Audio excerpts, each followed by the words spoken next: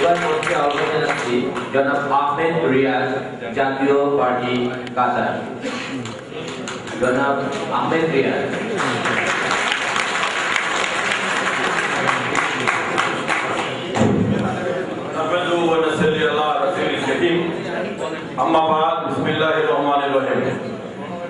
গণপ্রজাতন্ত্রী বাংলাদেশ সরকারের মাননীয় প্রধানমন্ত্রী শেখ হাসিনাকে কাতার প্রবাসীর পক্ষ থেকে সম্বর্ধনা সভার মাননীয় রাষ্ট্রদূত মহোদয়ের সভাপতি, মঞ্চে উপবিষ্ট বিশেষ অতিথি, জাতীয় পার্টির প্রেসিডিয়াম সদস্য, মহাজোট সরকারের মাননীয় বাণিজ্য মন্ত্রী, বাংলার রাজনীতি অঙ্গনের উজ্জ্বল নক্ষত্র, আমাদের আলোকিত মুখ মোহাম্মদ জিএম কাদের এবং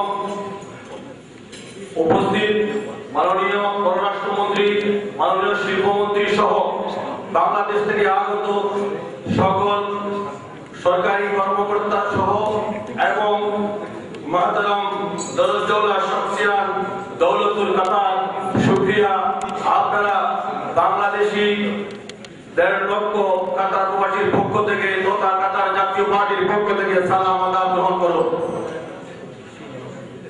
জাতির কন্যা বঙ্গবন্ধু শেখ হাসিনার সামনে বক্তব্য দেওয়ার সাহস আমার নেই, শুধু নেত্রীর দৃষ্টি আকর্ষণ করে বলবো, জাতির দুর্দিনে 4 দলীয় জোটের দুঃশাসনের সময় পল্টন ময়দানে 14 দলীয় জোটের সেই বিশাল জনসভায় 9 বছরের সফল রাষ্ট্রনায়ক পল্লীবন্ধু হুসাইন মোহাম্মদ এরশাদ যখন 14 দলীয় জোটে যোগ দিয়েছিলেন, সেদিনই মহাজোট গঠিত হয়েছিল।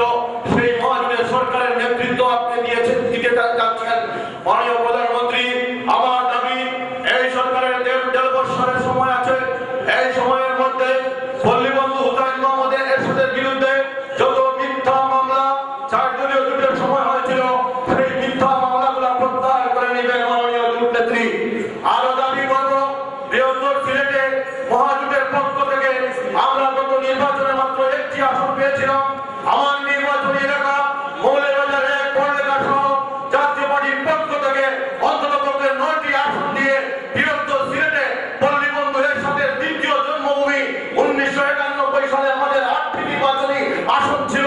দয়া করে শাহজালালের পুণ্যভূমির প্রতি শ্রদ্ধা জ্ঞাপন করে মহাজোটের ঐক্যকে অটুট রেখে নেত্রী জাতীয় পার্টির প্রতি আপনি পুনর্বিবেচনা করবেন।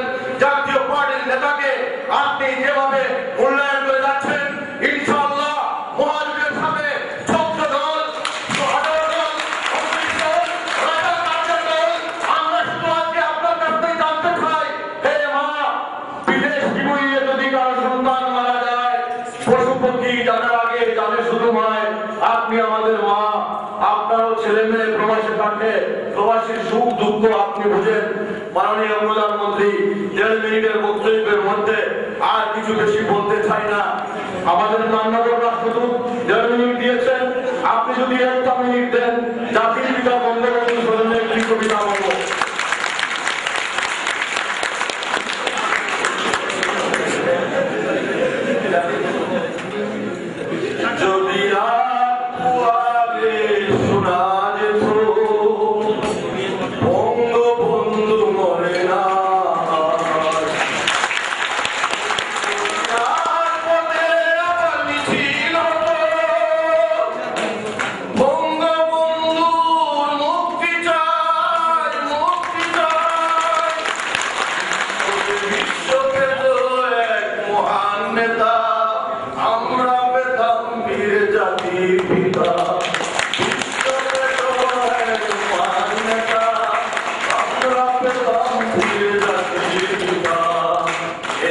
বাঙালি আর সমতুল্য ইতিহাসে একদিন দেবে তার মূল্য।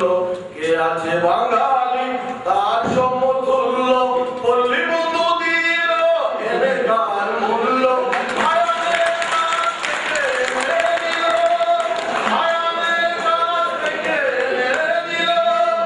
আমাদের প্রিয় স্বাধীনতা, স্বাধীনতা বিশ্ব পেট